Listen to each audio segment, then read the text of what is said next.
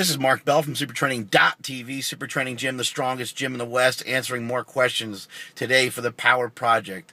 I just got back from San Diego, California with my homeboy Jesse Burdick, where we were doing a seminar and where we were storming the beaches in our brand new short shorts from 2XU.com.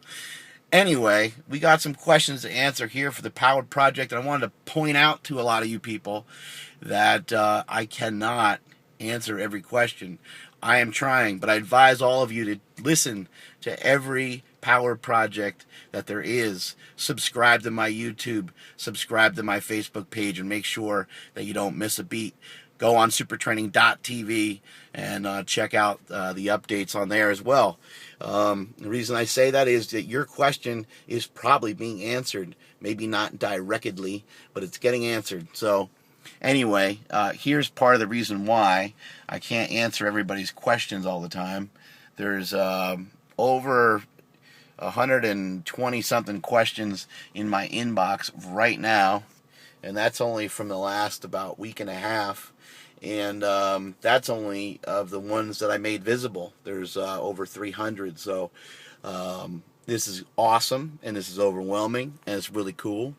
But it's a pain in the ass a little bit too, being a people's coach. But this is something I take on, and this is something that I'm offering to you guys because I want to make the world a better place to lift, and I know that we can get the job done. But we all have to work together, and what I would like that I'm seeing out there now is some of you guys are using your noggins, and when somebody tries to refute something or somebody tries to say something, or even if somebody asks a question, you guys out there, Power Project Army, you guys aren't blasting on people. You guys are giving people intelligent information. Imagine that, using the actual brain, using some brain power.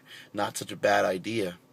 Anyway, I'm going to try to get through a couple of these. Let's see what we can do. There's only so much space on my phone, too. My phone's getting killed by you guys as well.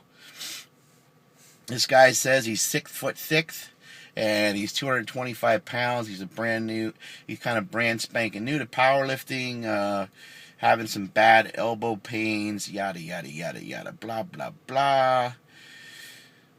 What can I do to avoid this problem in the future? Prehab, rehab, blah, blah. What can I do? This guy's name is, this is the legendary Herbie Pinto number 7, who's asked many questions here at the Power Project. Herbie Pinto number 7, get the wraps from howmuchyoubench.net. The short ones will work on your elbows. The long ones will also work on your elbows and forearm, wherever you're having your pain. But the shorter ones will definitely work on your elbow. If you want a multi-purpose wrap, something that you can wrap on your wrist, elbow, or knee, then you can get the longer wrap. But the short one will really work just as good. It just won't work on your knee, is the only thing. So if you want to get more bang for your buck, you might want to get the longer strap. Wrap, I should say. But that's going to help alleviate some pain, alleviate some pressure during training. Also, the slingshot from howmuchyoubench.net will get rid of elbow tendonitis. We've seen it firsthand. We've seen it many times now. It's not just a trend. It's not just something that happens by a fluke. I've seen it happen many times now, where we've had many people write in and say, I've had elbow tendonitis, I've had elbow tendinosis, and now because of the slingshot, it is gone. You can purchase a slingshot or those wraps that I mentioned from howmuchyoubench.net. So that'll help. But the other thing you got to think about is you, my friend, have a weakness somewhere. So you got to address that. That's going to be the first thing. You got to start doing curls. You got to start doing hammer curls. You got to start doing reverse curls. You got to start doing tricep extensions, tricep push downs with a band, about 200 reps when you're done with the workout. But the key here is to do your lifts methodically and to utilize very, very light weights. Where there's pain, there's usually a weakness. So you're going to have to address that weakness, and the only way to really address it is to train it. Don't rest it. The only way to really address it is to train it. If you're in like severe pain, like if you're on a, If it's a 10 on a scale of 1 to 10, then you're in a lot more trouble than that. But typically, what I see is that you can train it, you can train through it, you can train around it, and it will get better. Also, you can go on mobilitywod.com and check out some of the things they do with the elbow on there. They do some fantastic thingies on there.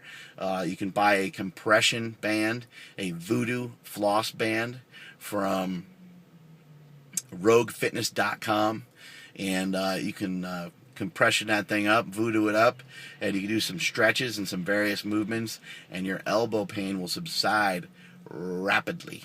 Also, lastly, remember, upstream, downstream. So the problem that's in your elbow is probably actually in your forearm or in your wrist, and it may even come from your bicep or your tricep or something like that. So feel around in there, see what's going on. Try to find someone locally that does like ART or something like that, and that should be a great benefit to you.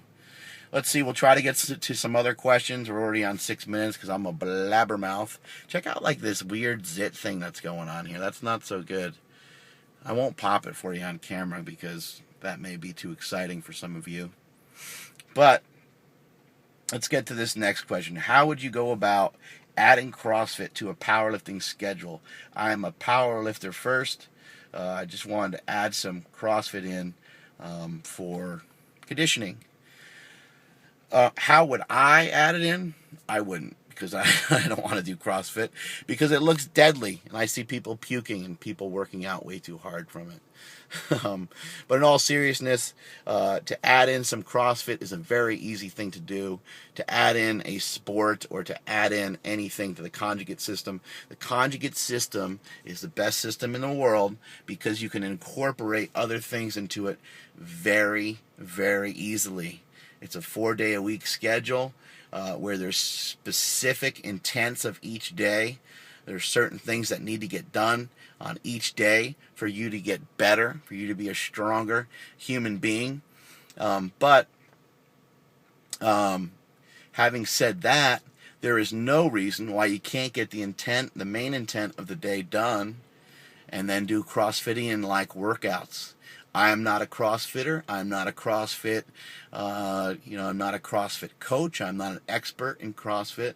My thing is strength. I know how to get people stronger. And so I will not comment on exactly how, what you should do with your CrossFit. But from what we've seen, from what Jesse Burdick and I have seen, and from what we have done working with the CrossFit crowd and teaching powerlifting to the CrossFit community, we've seen tremendous results from people doing their power lifts first and doing their CrossFit second. So, for example, if you're going to do like a lower body workout, I know that sometimes CrossFit can blur the lines a little bit between lower and upper, so that you'll have to try to manage on your own because that can be a little bit difficult. But if you're doing a lower body workout, there's no reason why you can't do your max effort squat session, do a max effort low box squat, then maybe do a good morning, and then do a couple WODs. There's really no reason why you wouldn't be able to do that. There's no reason why you can't do some metabolic conditioning work after you did some strength training. I can't think of any reason why you wouldn't be able to do it. And on top of that, you'll be doing it in a slightly fatigued state, which will make you more of a badass when it comes competition time if you are going to ever compete in CrossFit. So that would be my suggestion. If you've never done CrossFit type stuff before, mix it in slowly. It's going to take a little while to get used to it. You can get used to it quickly, though. That's the great thing. Strength takes freaking forever to build. But endurance and conditioning, while that would take years to build up as well to an extreme level, it doesn't take very long to have rapid gains. All the way to the point where even high-level CrossFitters have told me that, and they say they need about 6 weeks to really tune up. Keep in mind, these are guys that are already in shape, but they say they need about 6 weeks to really tune up their conditioning. Rest of the year, they work on strength and improving their technique on certain lifts. Let's try to go to another one here. This guy says he's a big fan, of course. How can he not be?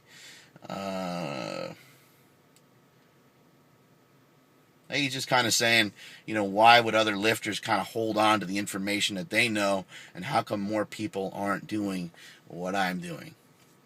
The reason why people aren't doing what I'm doing, in my opinion, is because I am a pioneer and I'm an entrepreneur. That may sound a little bit cocky or whatever, but it is what it be. That's the way I say it. I'm fortunate enough to have invented the slingshot, and I'm fortunate enough to not have a real job. Other people have real jobs; they got real shit to deal with, and that's probably why they're not talking, and they're not sharing information with others. My mommy and daddy told me to share. They taught me to share, and that is what I'm doing. Also, I feel it's my job and my obligation to push the sport that I love. I love powerlifting. I hear so much negative stuff about powerlifting all the time, and it drives me crazy. I love this sport, and I will always try to push it. I want to see anyone that walks into a gym, I want to see them talking about benching, squatting, and deadlifting. And I want to try to make this world a better place to live. That's the mission, that's the goal, and I will not lose sight of it. Speaking of making the world a better place to live, make sure you subscribe to thepowermagazine.com. Hop on there and get your issues of Power Magazine, because there's some awesome information in there that will help answer some of your questions. Let's see if I can sneak one more in there. We're almost going on 12 minutes. Good mornings without feeling or unwanted strain in my lower back. Good mornings can be devastating on your lower back if they're really bothering you. Take them light. Where there's pain, there's a weakness. So go a little bit lighter. And that is it from supertraining.tv. I'm out.